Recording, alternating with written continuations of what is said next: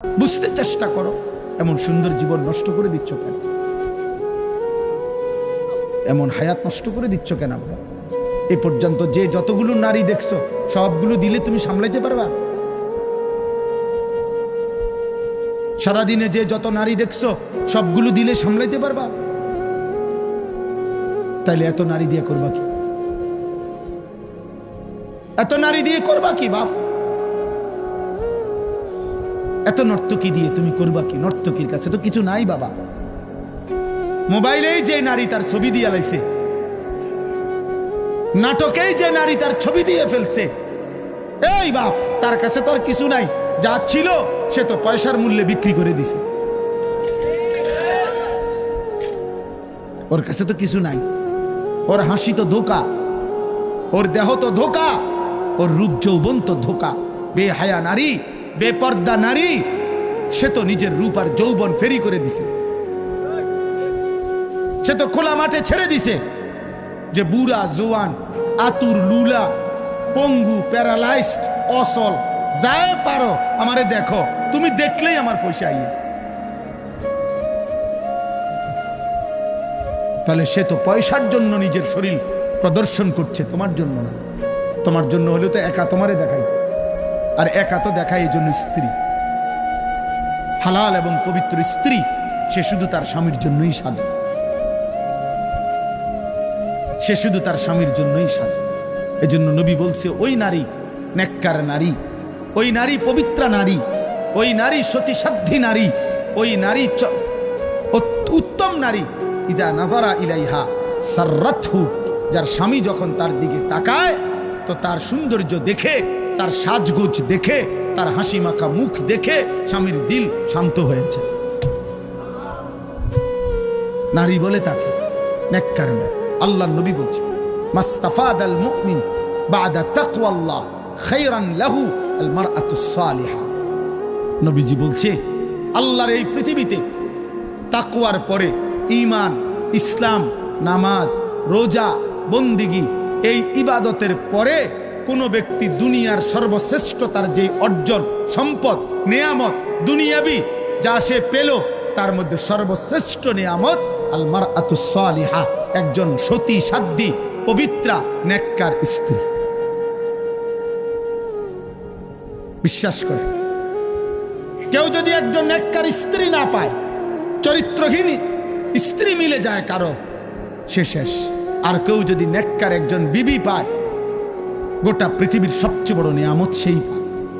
এই পৃথিবীর বাকি সম্পদ কুটিবার পাওয়ার চাইতেও একজন পবিত্র, নেককার, চরিত্রবান, পর্দানসীন, সতী সাধ্যী স্ত্রী মিলে যাওয়া, আল্লাহর কসম, এটা জীবনের সবচেয়ে বড় প্রশান্তি, সবচেয়ে বড় আনন্দ, সবচেয়ে বড় সান্ত্বনা। আর সেটা মিলবে না বাপ। আমার আব্বা একটা ছেলেকে বলি, এই লাগাতার অব্যাহত নারী দেখলে, ছবি দেখলে, জিনা ব্যভিচারের দৃশ্য দেখলে পবিত্র নারী মিলবে না। এটা আল্লাহর ওয়াদা, কোরআনের ওয়াদা। আয-যানি লা ইয়ানকিহু ইল্লা যানিয়াতান আও মুশরিকা। আল্লাহ কোরআনে বলছে, ব্যভিচারী পুরুষ তার কপালে বিবাহিত, সে যাকে করবে সেটা দুইটাই হবে। আল্লাহ পাক বলছে, হয় জানিয়া, আরেকটা ব্যভিচারিণী নারী, আও মুশরিকা, অথবা কোনো মুশরিক নারী।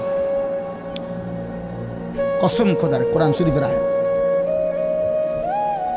ওয়াজ-জানিয়াতু লা ইয়ানকিহুহা ইল্লা জানিন আও মুশরিকুন। আল্লাহ বলছে, এবং কোন নারী যদি ব্যভিচারী হয়, নারী যদি চরিত্রহীন হয়, আল্লাহ ওয়াদা দিছে ওর কপালে স্বামী জুটবে যেটা, এটার পরিচয় হবে দুইটা, হয় সে ব্যভিচারী পুরুষ আর নয়তো মুশরিক।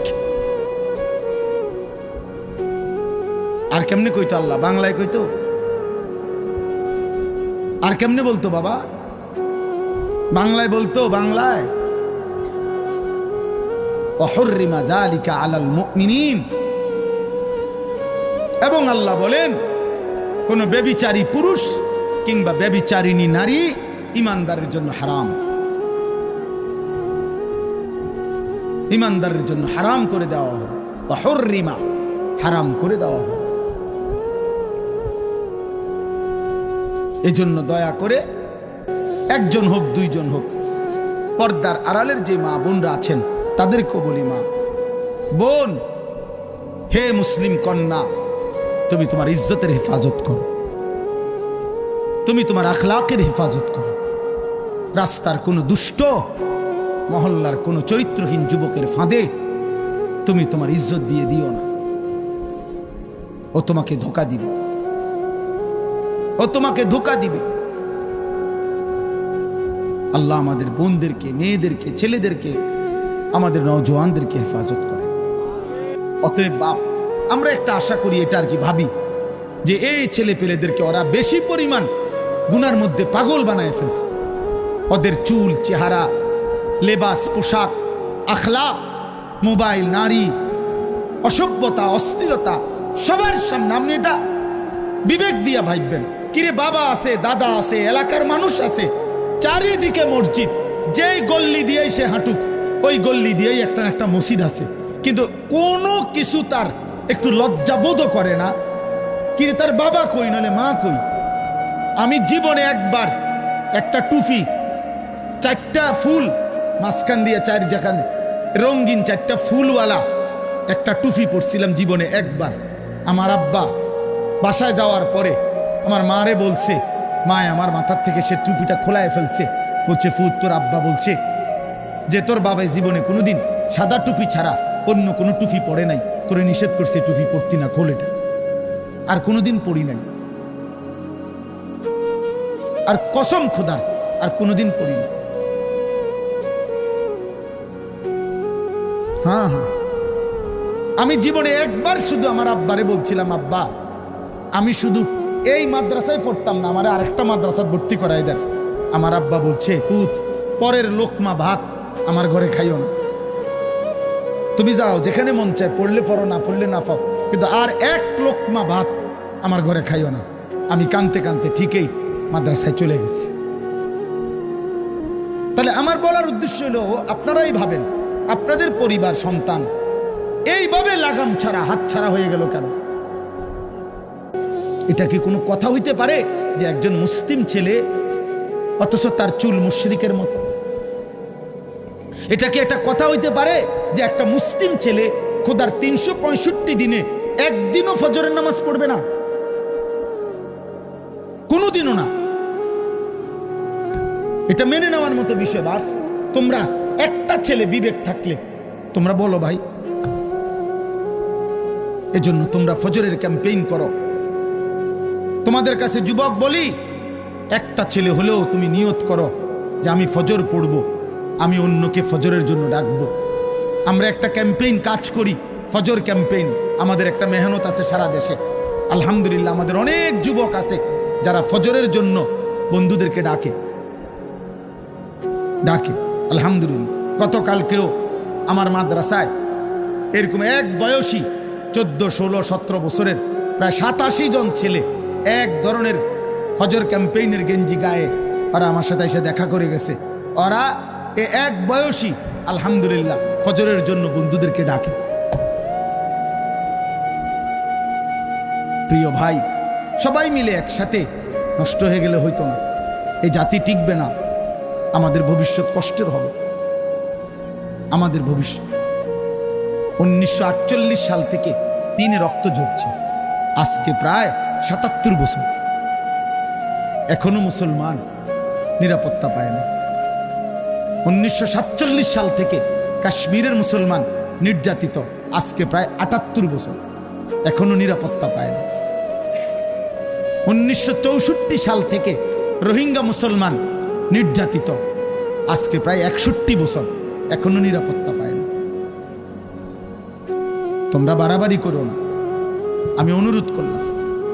আমার বাবাদের কাছে আমার অনুরোধ, আপনারা প্রত্যেকে আপনাদের সন্তানের দিকে ফিরান। আল্লাহ তাআলা নিষেধ করছে গান, বাদ্য, গায়িকা, নায়িকা, নারী এর ফাঁদে না পড়তে।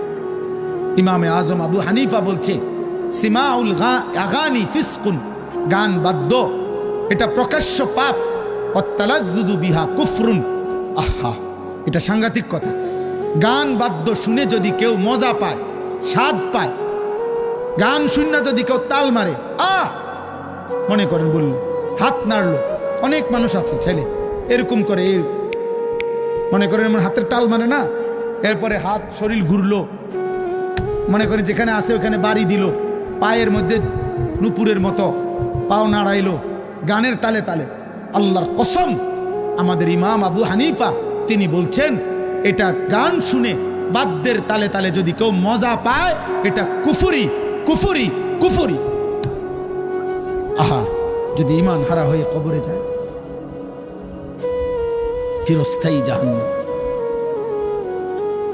চিরস্থায়ী জাহান্নাম। আমাদের রাসূলুল্লাহ সাল্লাল্লাহু আলাইহি সাল্লাম হাদিসে বলছেন আমালুকুম উম্মালুকুম, অর্থ হলো তোমাদের আমল, তোমাদের কর্ম তোমাদের শাসক।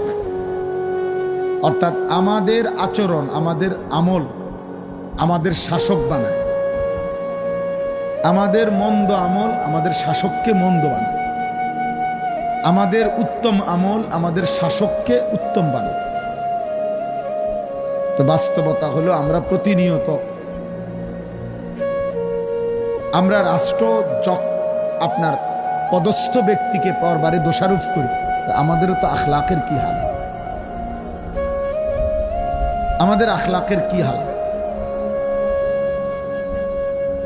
এই জন্য এটা লক্ষণীয় বিষয়, উল্লেখ করার মতো একটা বিষয়। প্রিয় ভাই, কথা বলো না আল্লাহর ওয়াস্তে, যদি মানুষের বাচ্চা হও তো কথা বলো না, কথা বলো না। প্রয়োজনে তুমি চলে যাও, কিন্তু কথা বলো না। এই জন্য বললাম এটা জরুরি। আমরা যদি একজন মুসলমানের জন্য জায়গা ছাড়তে না পারি তো আমাদের আখলাক হলো কেমন এটা বলে। এই জন্য দয়া করে প্রত্যেকে চুপ করে মনোযোগ দিয়ে আসুন। যে যখন উঠতে মন চায়, আমার একের সামনের ব্যক্তিও কোনো অসুবিধা না, আমার কোনো আপত্তি নেই।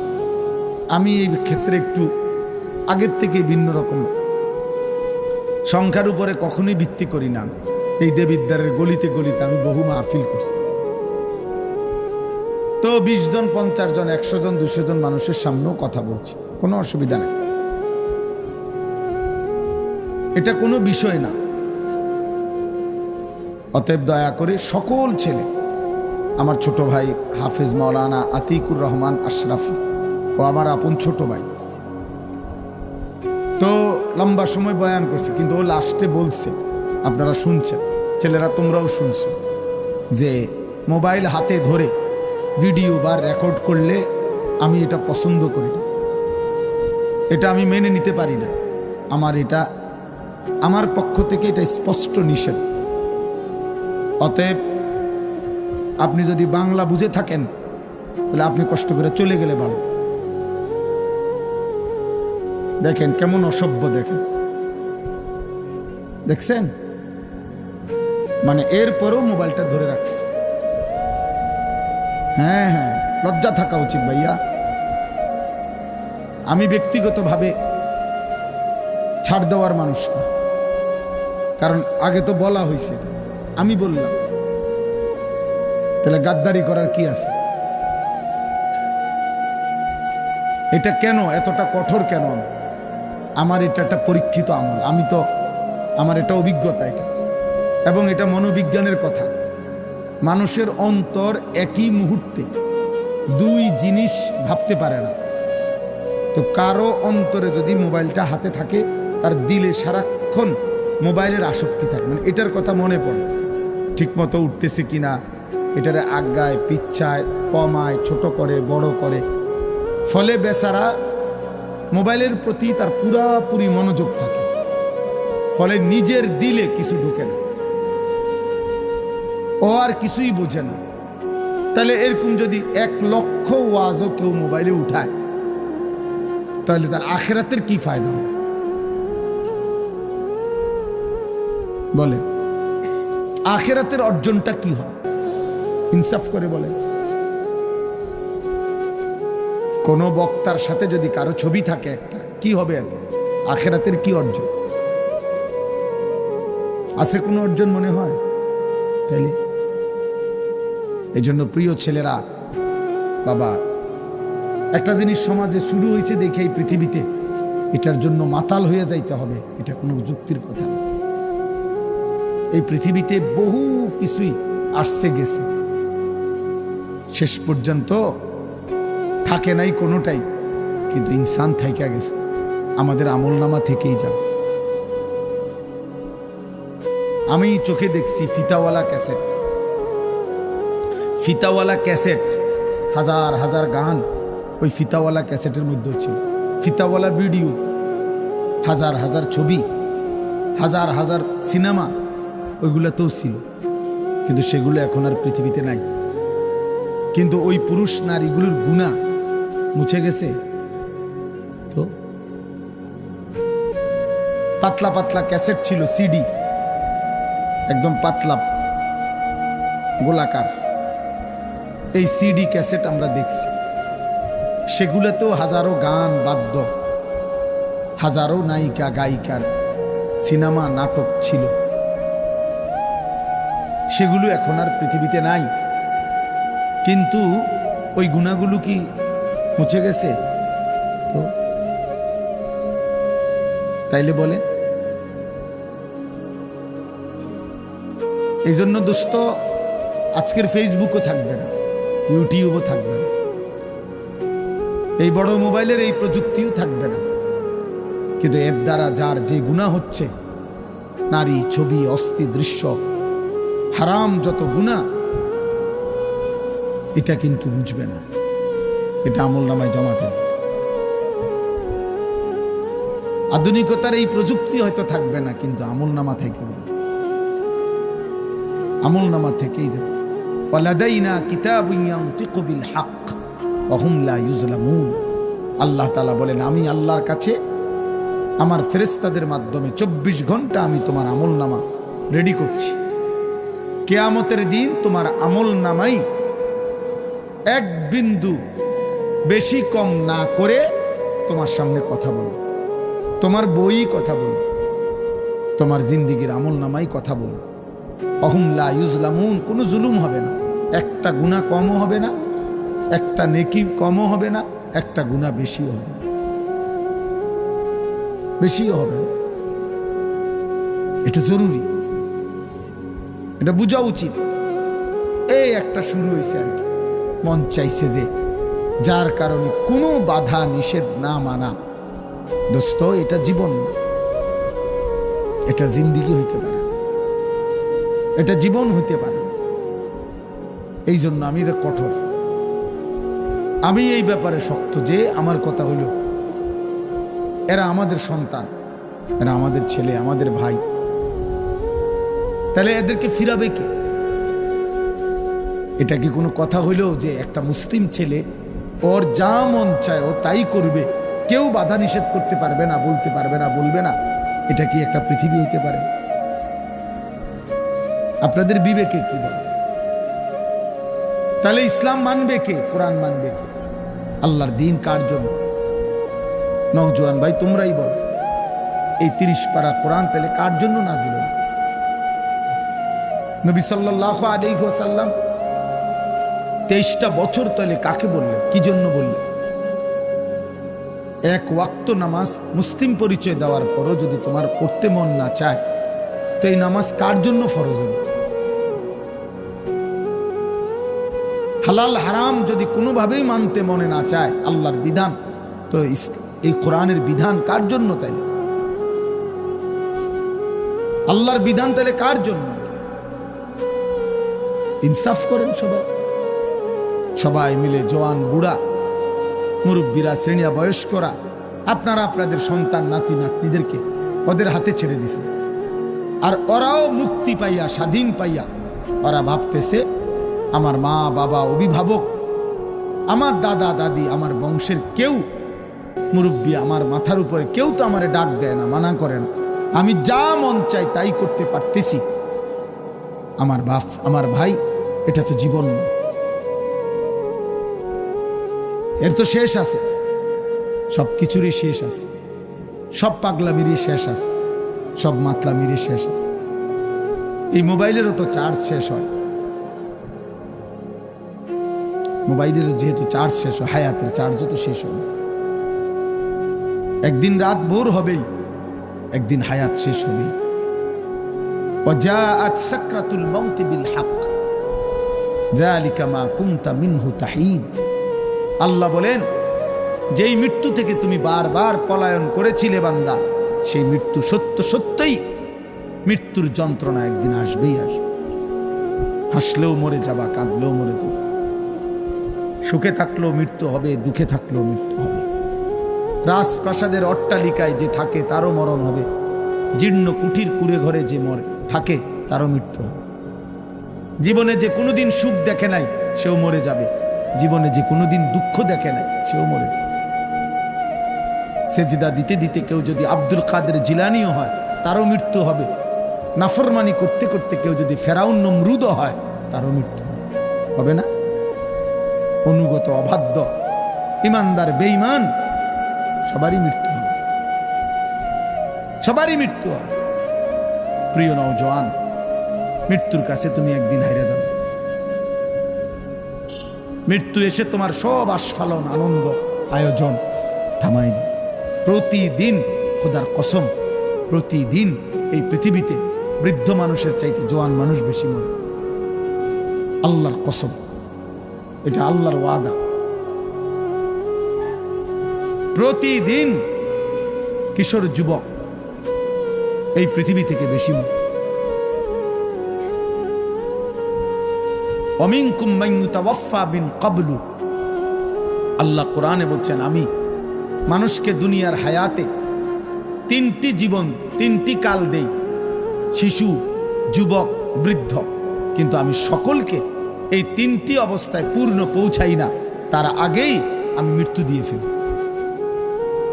আমার কাছে কিতাব আছে, তাফসীর আছে।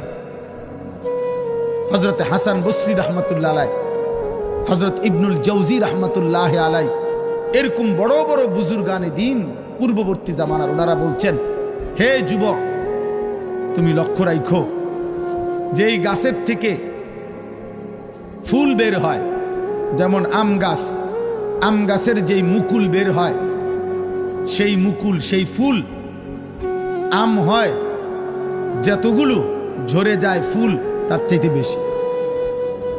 ছোট্ট ছোট্ট আম হয় যতগুলো, এরপরে বড় বড় আম হয় যতগুলো, ঝরে যায় বেশি। এরপরে পাকে যতগুলো, ঝরে যায় বেশি। শেষ পর্যন্ত পৌঁছায় কম, ঝরেই যায় বেশি। নাকি টিকে থাকে বেশি? আমের মুকুল দেখেন নাই কোনো সময়?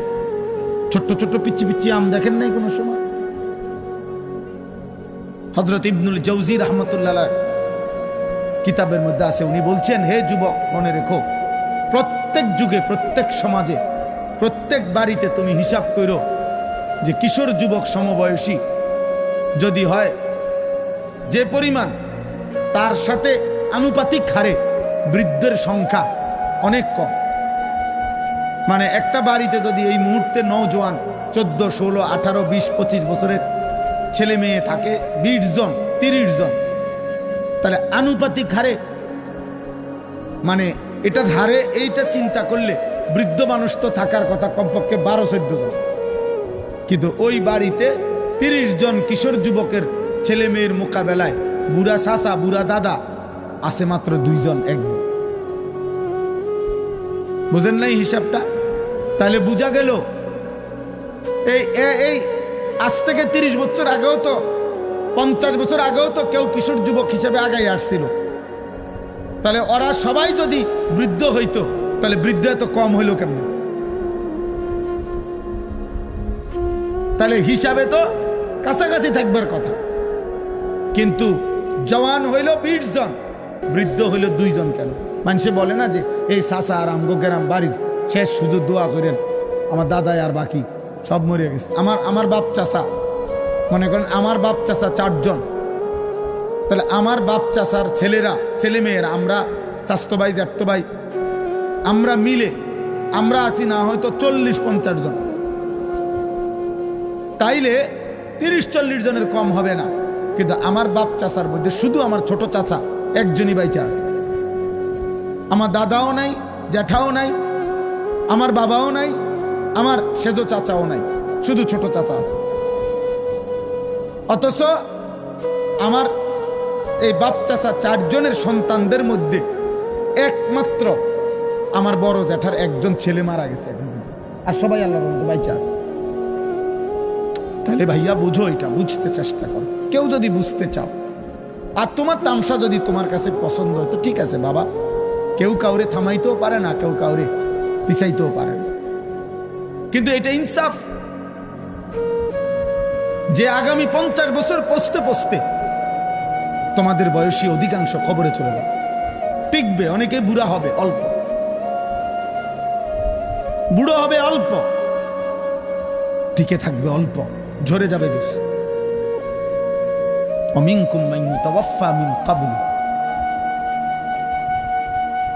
এই জন্য আজকেও একজন লোক এটা আমি বুঝাইছি যে ভাই এটা ভাববেন না যে এখনো বয়স বাকি, না না, ওয়ালিতাবলুগু আজালাম মুসাম্মা। আল্লাহ বলেন আমি কিন্তু যাকে যখনই মৃত্যু দেই আমি কিন্তু তার হায়াত পূর্ণ করেই মৃত্যু দেই। অল্প বয়সে আমি কাউকে মৃত্যু দেই না, অকালে কাউকে মৃত্যু দেই না, প্রত্যেককে আমি আল্লাহর পক্ষ থেকে নির্ধারিত, আমি আল্লাহ তাকদীরে সৃষ্টির আগেই আল্লাহ তাআলা লিখে রাখছেন, তো আমি ওইটা সময় পূর্ণ করেই মৃত্যু দেই। ওয়ালিতাবলুগু আজালাম মুসাম্মা, আমি নির্ধারিত হায়াত পূর্ণ করি বান্দা। তাইলে দোস্ত আমার, ভাই আমার, বাবা আমার, নওজোয়ান, তুমি তোমার উপরে দয়া করো।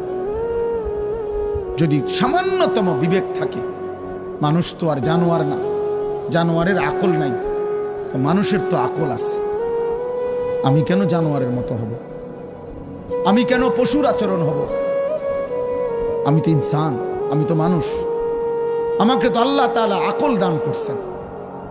মানুষ আর জানোয়ারের মূল পার্থক্য তো হাত পাও দিয়া না, মানুষ আর জানোয়ারের মধ্যে মূল পার্থক্য তো নাক চোখ দিয়া না, মানুষ আর জানোয়ারের মধ্যে তো পেশাব পায়খানা দিয়ে পার্থক্য না, খাবার দিয়ে নয়, ঘুম দিয়ে নয়, যৌন চাহিদা পূরণ দিয়ে নয়, এগুলো তো সব সমপরিমাণ জানোয়ারেরও পূরণ হয়। খাবার, খাদ্য, পেশাব পায়খানা, লজ্জাস্থানের চাহিদা পূরণ, এ তো কুকুর বিড়ালেরও পূরণ হয়। তাহলে ইনসানের পার্থক্য কি? আকল, বিবেক। আ'তা কুল্লা শাইইন খালকাহু সুম্মা হাদা। আল্লাহ তাআলা কোরআনুল কারীমে বলছে আখরাজাকুম মিন বুতুনি উম্মাহাতিকুম লা তা'লামুনা শাইআ।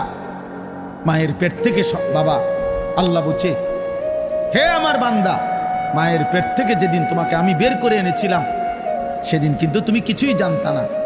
আমি আল্লাহ তোমাকে ধীরে ধীরে পূর্ণ আকল দান করেছি। এবার তুমি আলো অন্ধকার, রোদ বৃষ্টি, তুমি সব বুঝো। অতএব আমি তো তোমাকে আকল দিয়েছি, বিবেক দিয়েছি, দিমাগ দিয়েছি।